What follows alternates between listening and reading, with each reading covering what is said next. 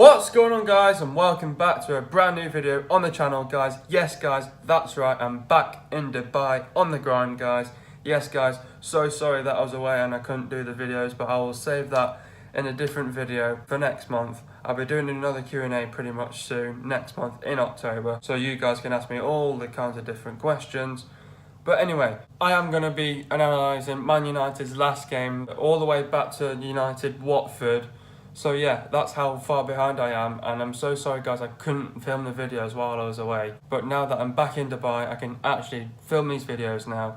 But yeah, like I said previously just then, I will save all the questions in another video that'll be coming out later on in October. But anyway, guys, yes, guys, we're starting all the way back from Man United against Watford when we're away. We made one change from the last game against Burnley. Obviously that one change was Luke Shaw being injured after playing for England as he was recovering from his concussion. Talk about the starting 11. We started with De Gea, Valencia, Smalling, Lindelof, Young, Pogba, Fellaini, Matic, Lingard, Lukaku and Sanchez. But this video is going to be a little bit different, guys. I'm just going to be talking about the background of the first half and the second half, and then what needs to improve in the next game going up against Wolves. But yeah, first half, we knew that coming into this game, Watford were a side who came off 4 wins from 4, who had 12 points, and they were like sitting 3rd or 4th in the league. We knew that straight away.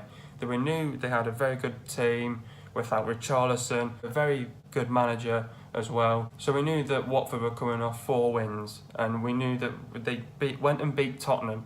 So they did that. Coming into this game, like I just said then, so obviously then in the first half, Watford, they started pretty much well. United started a little bit slow. Again, in the first half, we were letting Watford into the game. Watford were determined. They started with a high intensity. They were putting the pressure on us, left, right and centre, creating chances. We're lucky enough that we didn't go 2-0 down in the first half, but again, massive saves from De Gea once again. Once then United sort of woke up a little bit more. We then had more energy, we had more desire in the game.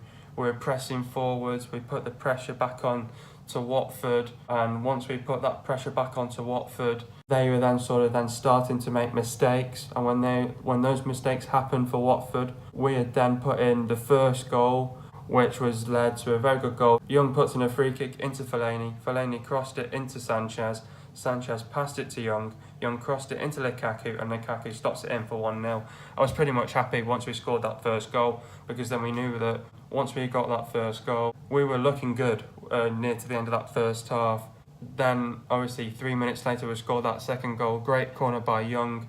Fellaini heads to Smalling, controls it and puts it in the back of the net for 2-0. I was very happy with the players. It was very good link-up play. Lukaku was involved a lot.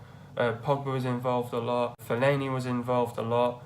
Young was involved a lot. I liked the link-up play in this game individually with different players, and we were playing at the high intensity near to the end of the first half. So once we were 2-0 up, we didn't want to go into the second half thinking, okay, let's sit back now. But the thing is, this is typical Manchester United. When we go into the second half, like what I just said then, we sort of sat back too much. We were parking the bus, we were letting Watford back into the game. They were coming into our half, they were into our box. And that's where we were sort of struggling in that second half. The defence was a shambles again. We were split in half. The defence was just all over the place. We weren't organised at the back whatsoever. But once they piled on the pressure, it got to us, and that's where we made that instant mistake. They scored their goal, and they were happy with that. So once they got their goal, the game was opened up. They had the advantage of like the last sort of 10 minutes to go in the second half.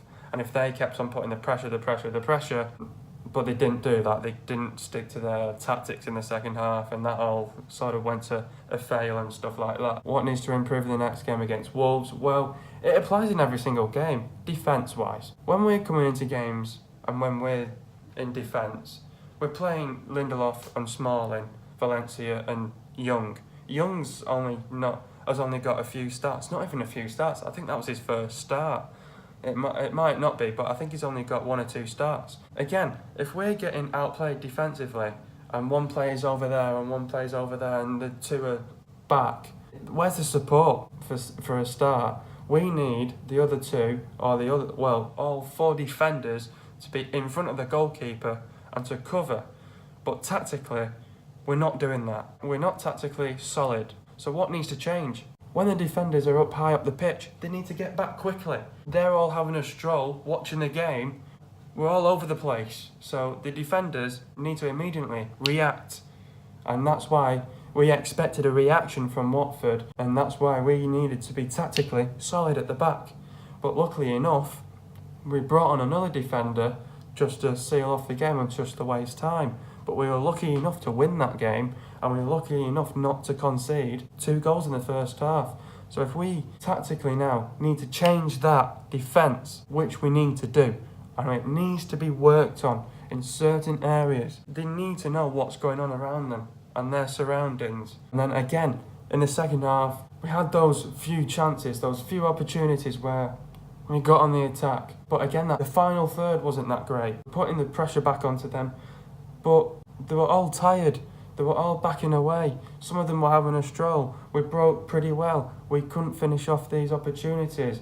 Second half, we barely got a chance. We scored 2 goals on our chances. We were clinical in front of goal. We put them away, and then we sort of sit back in the second half and we don't do anything. And that's where we're tired near to the end of the game, and we don't have any energy into the game whatsoever. The final third needs to be a lot more better. Lukaku, Lingard and Sanchez, they were all knackered. The final third, it's been a problem since the start of the season. We need to start creating more chances.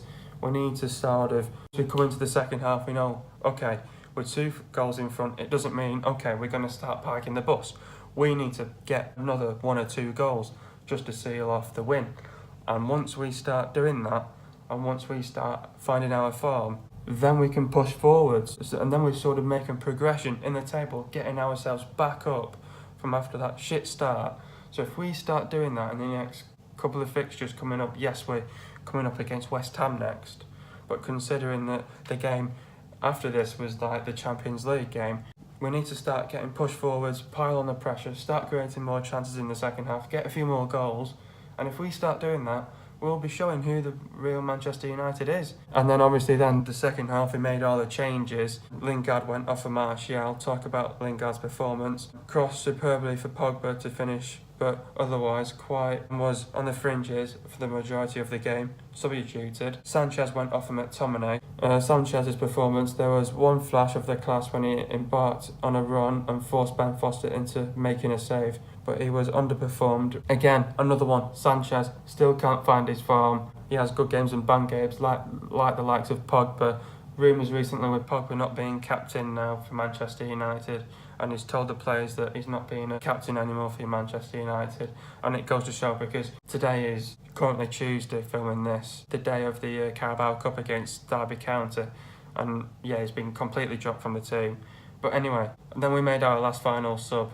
Valencia went off for Bailey. Valencia's performance had plenty of the ball but lacked the drive he displayed at Burnley a fortnight ago and was overshadowed by Ashley Young. Andre Gray scored from his side. So again, like I was saying, Valencia's out there, the left back's out there, so the 2 full backs are miles away. Again, they're not in position. When you're not in position, you're not covering the goalkeeper.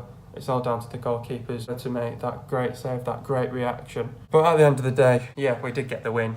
But then near to the end of the game, Matic got the sent off. My thoughts on that? Well, Matic knew that he already got the yellow card. He would have been warned by Jose Mourinho. If you get another yellow card, you're banned for the next game. Looking at the challenge that he made, I think it was enough for the referee to see that it was a yellow card and he got sent off. So for himself to know that, he should have known better, but at the end of the day, he got the sending off. But he's back for the Derby County game today, which I'm looking forward to. We should win that game easy. My man of the match, I would say, De Gea. We got the victory, we got the win, we got the 3 points.